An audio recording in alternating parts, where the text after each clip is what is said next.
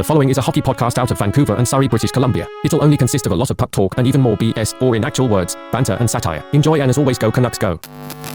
All right, Vancouver Canucks fans, things are going extremely well for your team right now. And you know what? Royalty has descended upon your Vancouver Canucks. And no, I'm not talking about Prince Harry and Meghan Markle. I'm talking about Quinn Hughes, baby. That's coming up next here on Locked On Canucks. You're Locked On Canucks, your daily podcast on the Vancouver Canucks. Part of the Locked On Podcast Network, your team every day. Hey, welcome to another episode of Locked On Canucks. My name is Trevor Beggs, co-host of Locked On Canucks and also a Canucks writer for Daily Hive Vancouver. And before we dive into the show with the sun shining, we got to just thank each and every one of you for tuning into Locked On Canucks. It's your team every day, part of the Locked On Podcast Network. Make sure you go subscribe or follow for free on YouTube or wherever you listen to podcasts. I also got to let you know today's episode is brought to you by Game Time. Download the Game Time app, create an account, and use code LOCKEDONNHL for 20 buckaroonies off your first purchase. Coming up on today's episode of Locked On Canucks, we got to talk about how Quinn Hughes, he's taken over the NHL scoring lead by himself. But not only that, this guy is going to be royalty in Vancouver Canucks lore. Going to take a quick look at, his scoring prowess. Because, man, oh, man, I think he just scored one of the most unreal goals of his career last night. But you know what? Does scoring really matter? Hughes has some comments on that as well that we're going to bring up. Also going to touch on Nils Hoglander. He's been playing well. He could face some discipline. Is he going to come out of the lineup? Is he an everyday player? We're going to touch on some of those. And then finally, we're going to give an award to a former Canuck with the Cam Neely Former Canuck of the Week. But before we do that, let me introduce my co-host. I consider him royalty, man. This guy's a podcasting whiz. Kyle Bhawan. How you doing, brother? I'm doing good, brother. Thanks for asking, man. You heard Trevor Beggs. We're going to be talking about Quinn Hughes, King Hughes, and also Nils Hoglander. I don't think you mentioned the fact that we may talk about actually trading him as well. For real? Could the Canucks get a little desperate? It is what it is. I've said it so many times. Beauvillier, no value. If they want a defenseman, who can they trade? Not named first-round pick. For real. Anyways, Kyle Bhawan, Trevor Beggs, your team, a.k.a. your Canucks, every day given to you on the program. Hit the like button and subscribe if you do enjoy today's episode. And, man, royalty, man. I don't think anyone expected that, but rightfully so. That means everyone did their job, right? Everyone did their job. You can't really be leaking out that knowledge. Royalty in the house. I feel as if it's dangerous, right, to release that information. And before you knew it, we had the Prince and I think they call it the Sussex. I don't know what that means, for real. But they were in the building and they got to see Quinn Hughes do his thing. And it wasn't the most entertaining game, but that goal was beautiful. The first goal of the game for the Vancouver Canucks. And I feel as if, again, that's something that you can't really see in any other sport. So for those two to see that, I know Megan, I think, is Megan... Is she Canadian? No, she's not Canadian, right?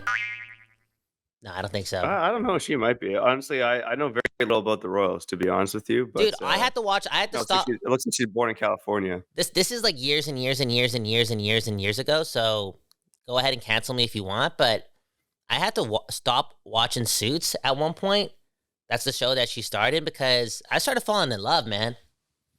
I was young. I was a young chap, though. Like young and immature. You may not think 22, 23 is young, but for me at the time, it was young. And I had to stop watching Suits because, I don't know, that was the first time something like that happened. And I was like, you know what?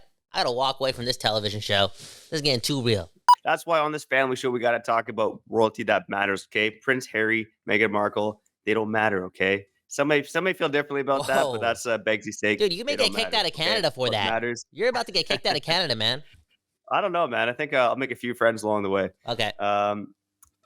But what really matters is Quinn Hughes, man. Okay, this guy setting records again. Maybe let us know in the comments. Are you sick of hearing us talk about Quinn Hughes? Because I could talk about this guy all day long. He took over the NHL scoring lead last night. And here's a couple other cool things that he did. So Quinn Hughes, again, he became the first defenseman since Al MacInnis in 1990-91 to record 30 points in fewer than 20 games. Only two other defensemen in NHL history have done that. They are Al MacInnis and Bobby Orr. Okay, so Quinn Hughes joining some elite company there. And now we started talking about Quinn Hughes and his gaudy point totals at the beginning of the season, thinking like, oh, this can't keep up. And you start projecting like, oh, what's he going to get over 82 games? We're now a quarter of the way through the season, and Quinn Hughes is on pace for unreal video game-like numbers. Okay, so over a full season, Hughes is on pace for 34 goals and 129 points. Okay, Dude, now only two defensemen in NHL history have had more than 103 points in the season. Kyle, I think you know one of them. It's Bobby Orr. Trevor's trivia starts now.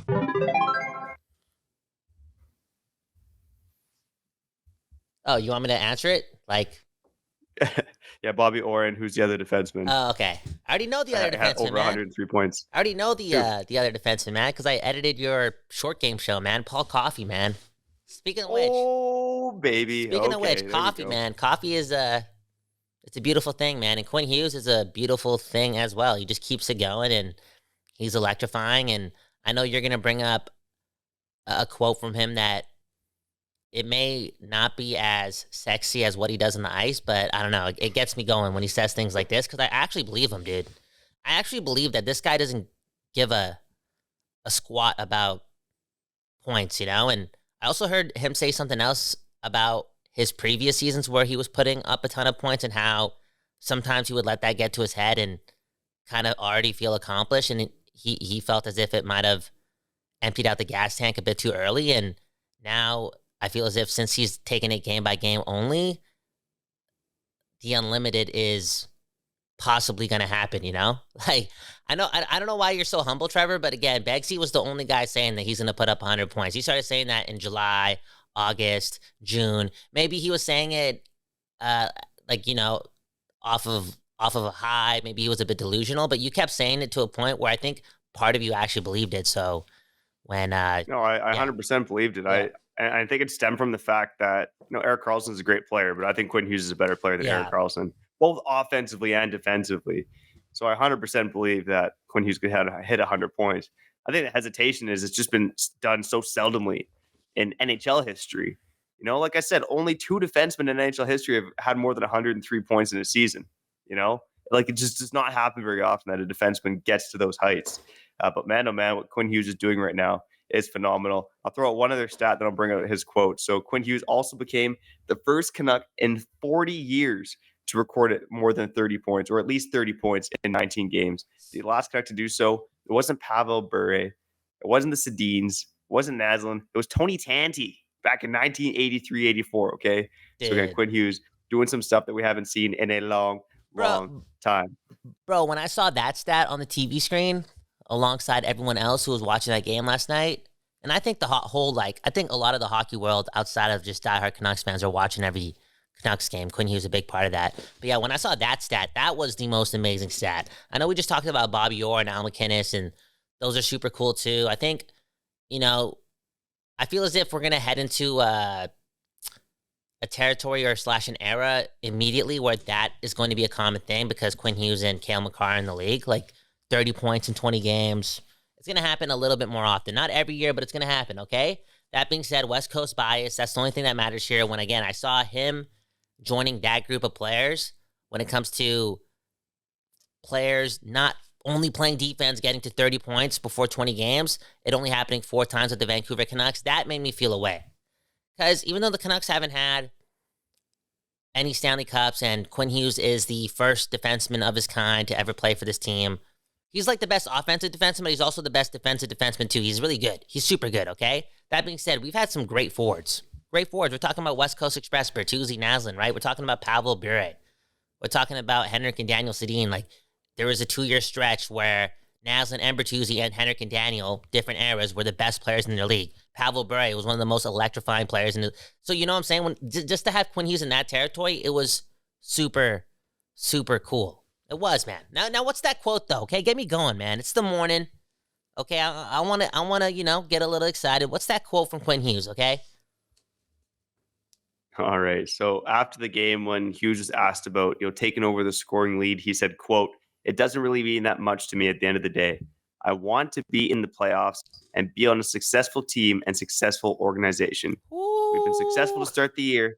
and we got to keep that going. Okay? So that's Quinn Hughes. And again, you can see it. This guy, have we ever really seen Quinn Hughes celebrate a goal? Let out like a God. You know, even Pettersson's done that, and that guy's cold as ice. But Quinn Hughes he's the Iceman, baby. Dude, this guy doesn't care.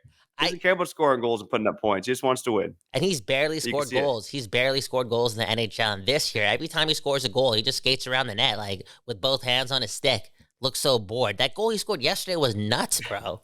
That goal was dope, bro. Yeah. That was elite. And it was a big moment in the game. I know it's the San Jose Sharks, but I mean, I don't want to call yesterday a must-win game, but they needed those 2 points, you know? And yeah, anyways, big goal, no celebration. This guy's a stone-cold killer, and we're lucky to have him on the team. And I think it's more than safe to say, right? They made the perfect choice for the captain of the Vancouver Canucks.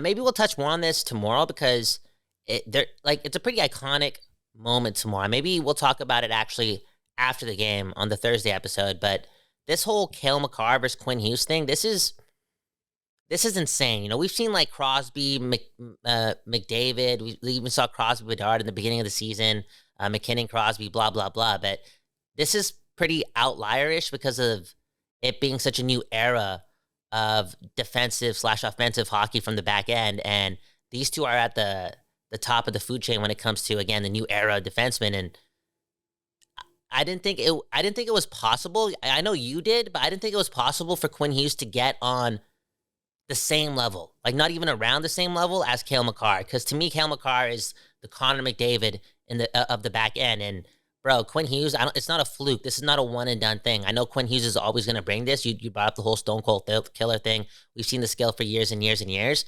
Again, I feel as if even though they played in the past, this is the first time we're seeing, you know, 2 generational talents on the back end. I call him a generational talent. I do with Quinn Hughes. Go at it tomorrow in Colorado.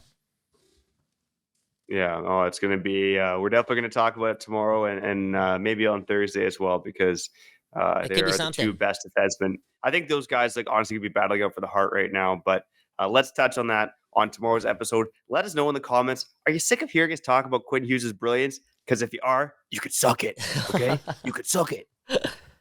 Coming up on the other side, we're going to talk about Nils Hoglander making an impact, also getting in some trouble, but he's in an interesting situation in the Canucks lineup. More on that next. But before we talk about that, have you ever been stressed out by buying tickets at the last minute? Because I'm a big last minute deals guy, and I found that the best place for killer deals at the last minute is Game Time. Game Time, they got my back. I get these emails from Nicole at Game Time, and she's always teasing me with concerts and events this week in my area. Not only are those weekly emails a tease, but Game Time also offers me flash deals on last-minute tickets. You can get exclusive flash deals for tickets on football, for tickets with football, basketball, baseball, concerts, comedy, theater, and more.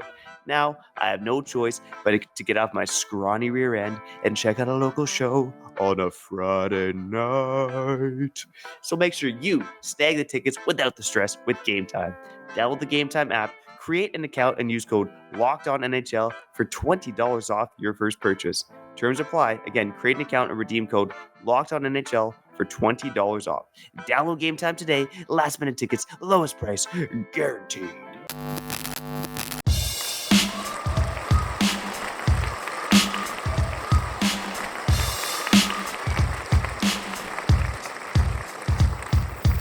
Okay, you're back on another episode of Locked On Canucks. My name is Kyle Bhawan. More importantly, that right there is Trevor Beggs. But even more important than that, this is the show that gives you your Canucks every day. Like the show and subscribe if you did enjoy the episode. If you didn't, I know we are all Canucks, but don't do the things I just said, okay? Don't lie to yourself again. I know we're all Canucks, but you can save the world with one less lie at a time. And I wasn't lying. I wasn't lying when I said I stopped watching Suits because I started getting soft, you know? I started getting soft. I went through a time in my life where I loved being cold-blooded, okay? Especially towards romance and love and the opposite sex, okay? Again, if you're new to the show, my girlfriend of 5 years left me for a girl, okay? So you can only imagine what that did to me. And again, I liked being cold, and as soon as I started, I was like, oh, this character in Suits is cool. Yo, she's dope. She's a strong character. She's beautiful. Like, yo, I started getting a little soft. I stopped watching the show. Couldn't do it because I want to remain hard. Why is that relevant to any of this? Okay, How did that work out for you? how did it work out? What do you mean? Like, it worked out perfect, man. Look where it brought me. Did you okay? So you remained hard. Okay, good. I That's what remained wanted to hard, make man. sure. I remained hard until, it was Yeah. love at first sight. For real. Anyway, speaking of hard, Nils Hoglander, man, that guy plays really hard. Sometimes he plays a little dirty too. That play he made last night against LeBanc. I mean, if there's an injury there, like a big time injury, if there's a little bit of blood, there's a suspension. It's just the truth. I don't think he's getting that. I think he's going to get a bit of a fine. I'm also going to say I'm not surprised. I'm not surprised at all that this is a part of Nils Hoglander's game every once in a while because, again, he's hard all the time. He's a dog. He's gritty. He's intense. He's also very skilled and very quick.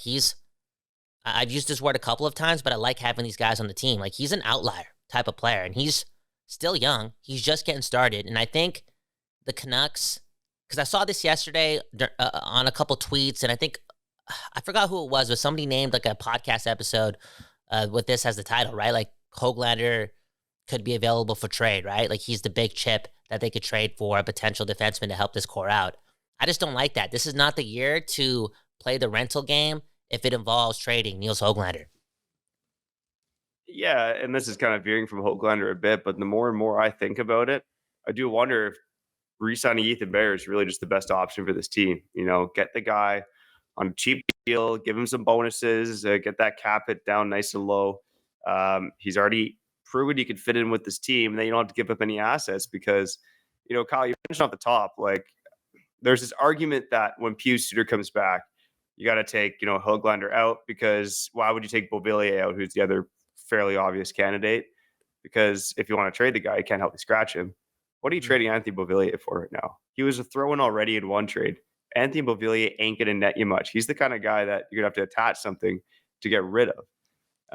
Even so with 1 year I left don't on his really see deal, that. even with him just being a UFA, you still think that's going to be the case? I guess this early on, I think, yeah, based on how he's played so far, and I think other GMs around the league, pro scouts, I don't think he's really impressed anybody. Like, why are you giving up assets for Anthony Beauvillier? He's Yeah. like another, not to say he's a bad player, but he's just another undersized winger in a league where it's so hard to trade wingers right now with everyone being capped out.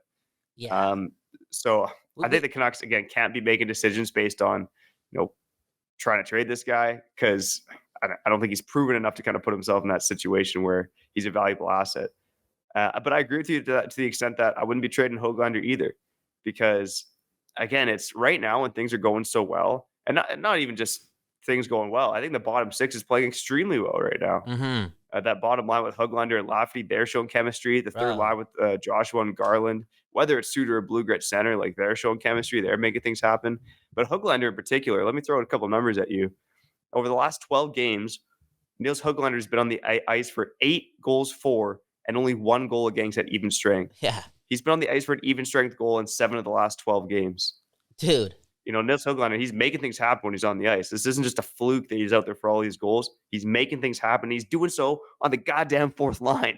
Bro, he did it a couple years ago when he broke in with the NHL. He also showed it last year in the AHL when he got sent down, and now he's showing it again this year early on in the NHL. Like, when he's on the ice, he makes things happen, and dude, he's doing it with speed, tenacity, skill, and confidence, man. And I want that guy on my team in general. And we brought up PDG's name a couple times over the last couple of weeks when it comes to, value contracts going into next season. Nils Hoglander is signed next season, like, this is still, I wouldn't say like a developmental stage for the Vancouver Canucks, but like finding success, generating wins, it's still a process. It's not something that's culturally ingrained in this team. Like, it's been 20 games. It's just going to be easier when you have a lot of value contracts, and next season still matters too, right?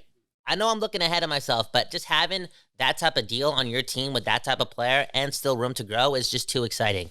There's so much more to Nils Hoglander's game. And to bring him back to Beauvillier, I will note that, you've mentioned it, the bottom six has played really well.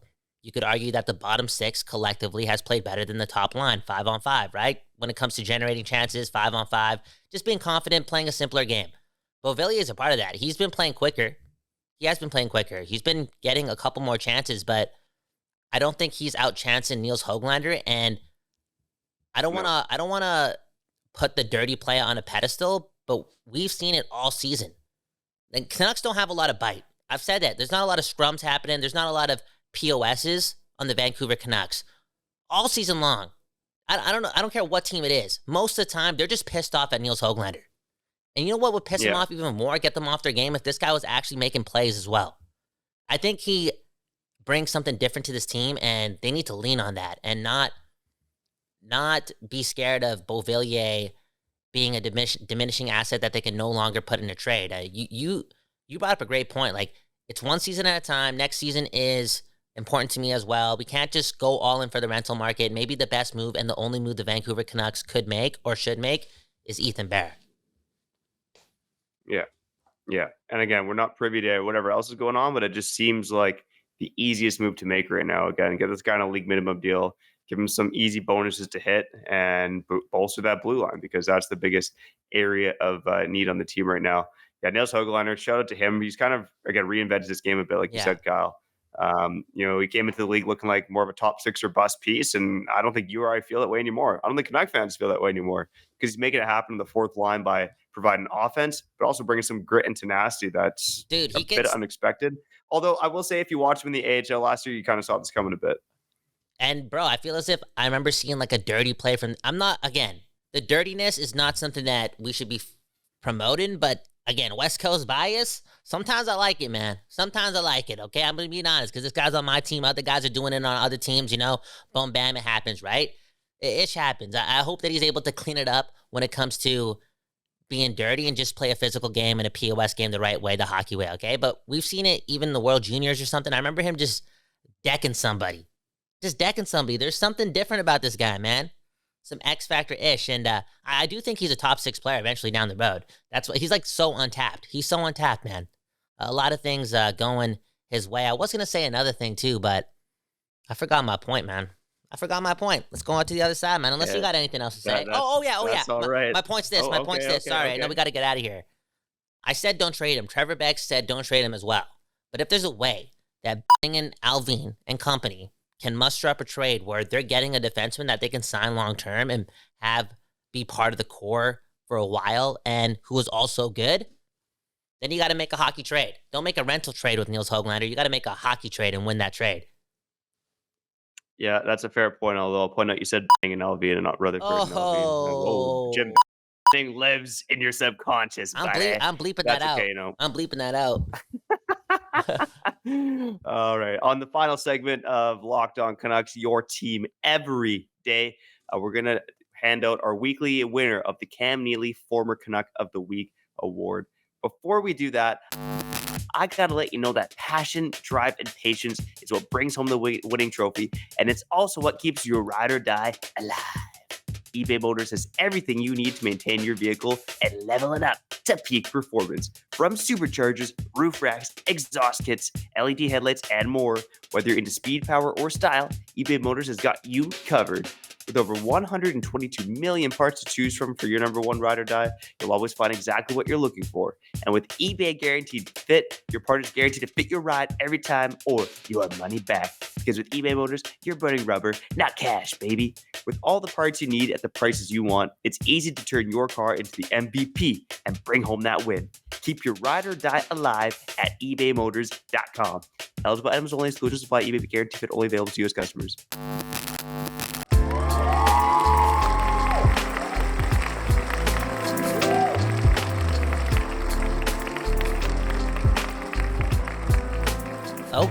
Okay. We back, baby. On another episode of Locked On Canucks. My name, Kyle Bhawan. That right there is Trevor Beggs. And this is the program that gives you your Canucks every day. This is the program that's amped up only on the West Coast bias. We taking hits of that West Coast bias every morning. Okay, that gas. I may be biased with this because it's early returns, but I think it's guaranteed that Philip Hronek is going to be that guy for a very long time. I think it's easier to trade Beauvillier if you're Alvin because of that. I think last year when he made the trade for regarding Horvat and sending him to the Islanders, he was prompting up at Beauvillier as this other piece that we got in the trade. I don't think he has to hold on to that. If he has to lose Beauvillier for nothing, if he has to waive him to get that cap to sign Ethan Bear, it's not an L because, again, the picks that you got for Horvat You flip for Hronek pretty much, and Hronek's a better player than Horvat.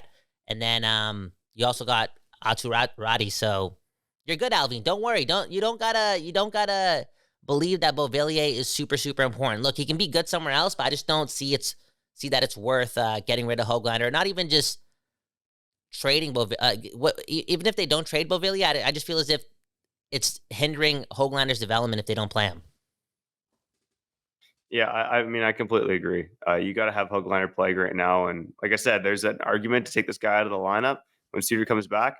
I said to hell with that argument. Keep Hoglander in the lineup. He's one of the best players on this team right now. Yeah, 100%. Okay, before we get to Cam Neely's or the Cam Neely Player of the Week, my bad. I got to ask Trevor the most important question in the world. If you're around today, if you're living, breathing, and you got homies, you got family, ask this question too, okay, to somebody you love. How you doing, Trevor?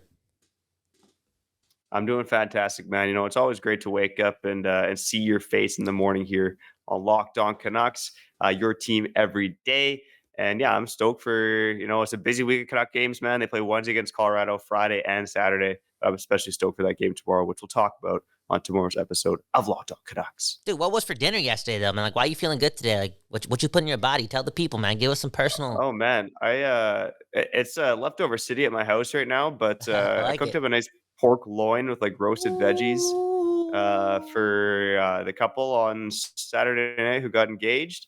And then Sunday I made some back ribs, man. Well, okay, so delicious. Are you doing 70% of the cooking in your household, or is it like 50-50? No, I close to 100, dude. Holy, you know what, I'm the man? cook, man. I'm the cook. That's my job. You a man's man, dude. You protecting your family, man. You a superhero, okay? Anyways, more on that on another show, for real. Who's your Cam Neely Player of the Week? I don't wanna say goodbye. All right, this week's Cam Neely former Canuck of the Week award winner is Curtis Lazar, BC native, Salmon Arms Curtis Lazar. Now, I want to give him the Cam Neely former Canuck of the Week. He's got 1 goal, 3 points in his last 3 games. But you know what line Curtis Lazar is playing on for the New Jersey Devils? He's playing on a line with Eric Hall, okay, yeah, middle six guy, and Jack frickin' Hughes. In no world did I think Curtis Lazar was going to be playing on a line with Jack Hughes at any point this season. But lo and behold, Jack Hughes returns to the lineup and is like, welcome back to the lineup, Jack. Here's your gift. A little bit of Curtis Lazar, baby. And, maybe it's Curtis Lazar played with Quinn Hughes, and now he's played with all the Hugheses. I don't know exactly what it is, but, I guess Curtis Lazar is probably the only guy who can say he's played with all 3 Hughes brothers now. So that in itself is worthy of being the Cam Neely former Canuck of the Week award winner. But whatever Curtis Lazar is doing in New Jersey is he's impressing the coach. I mean, he started off over the first 5 games of the season, averaging around 10 minutes of ice time per game. He's actually close to the 15-minute mark now and played 50 minutes and 28 seconds in the team's last game against the New York Rangers. So shout out to Curtis Lazar. Somehow, some way, he's doing it, playing with Jack Hughes, putting up some points. And this week, he is your Cam Neely former Canuck of the Week award winner. Wow, that is surprising. And, dude, shame on Alvin for trading a first-line center for, what, a 5th-round pick? Hey, he's actually he's a right winger on this line, I think. Oh, sorry, my bad. There you go, man. Well, you know what? Shout out to Curtis Lazar. Me and Beggsy always say it. We look out for the BC Buds, okay? The BC Buds over here on the West Coast Bias. Doesn't matter where they're playing. You gotta appreciate that local talent because they became professionals, experts in their field. They put their energy out in the air, and we're breathing in that air. We still out here. Surrey, Vancouver, Langley, Williams Lake, Kamloops, Port Coquitlam, Maple Ridge, Port Moody, Ladner, Delta. We out here breathing in that air, and Lazar's made it better with his I call it excellence, man, because this guy's a journeyman. This guy was eating cheeseburgers off the ice, and now he's playing with one of the best players in hockey. So shout out to you and the rest of the BC Buds. Hey, if you're listening to this, chances are you are from this side of the world too. So shout out to you as well, because we're really not doing this if it's not for you. So we're super grateful for your time and your effort and your commitment to our voices. And yeah, Beggsy, man, before I start crying, sign us out. All right. Shout out to the everydayers, the occasional listeners, the first-time listeners, and, of course, the new subscribers. And, hey, a shout out to Kyle for remaining hard throughout the controversy, baby. Yeah. And your Vancouver Canucks, they're hard right now. Quinn Hughes, he's the hardest. He's leading the NHL in scoring, baby, and we freaking love it. Coming up on this week on Locked On Canucks, we do got to talk about Hughes versus Makar, the matchup there, and maybe we'll talk a little more Ethan Bear and what other targets or people the Canucks could target on defense. But for now, I'm Trevor Beggs, that guy's Kyle Bhawan, and you've been listening to Locked On Canucks.